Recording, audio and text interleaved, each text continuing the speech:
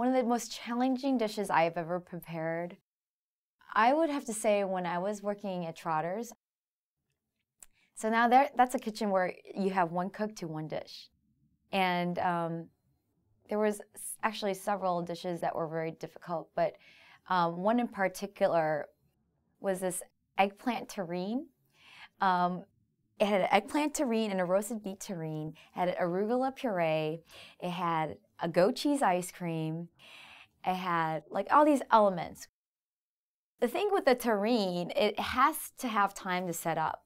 So if you don't have that eggplant caramelized, then pureed, you have then set into your terrine with gelatin, and then pressed by service. If it's not done by like 3 o'clock, because it would take like 3 hours, 2 to 3 hours to set up, you're in a mess.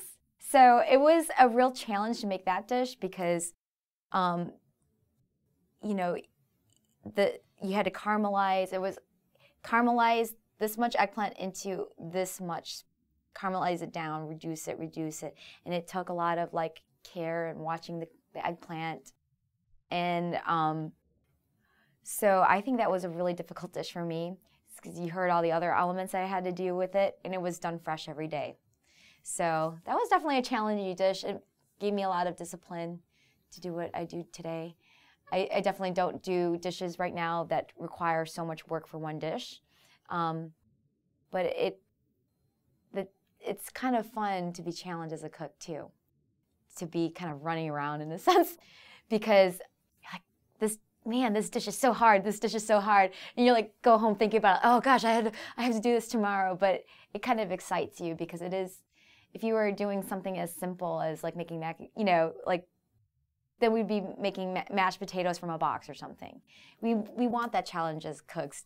So yeah, that was one of the hardest dishes I had to make as a cook.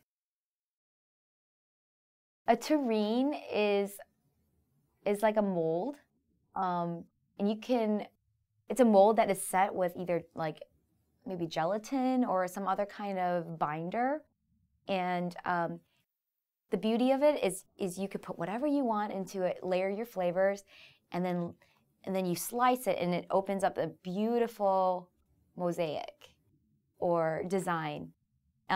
We've done like asparagus terrine, set with asparagus stalk and then wrapped in like ramp leaves, so you get the green outside and like all the different round of the different sizes of the asparagus.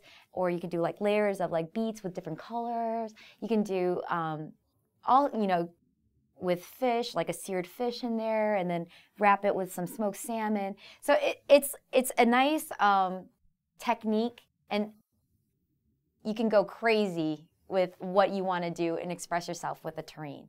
So that's what a terrine is.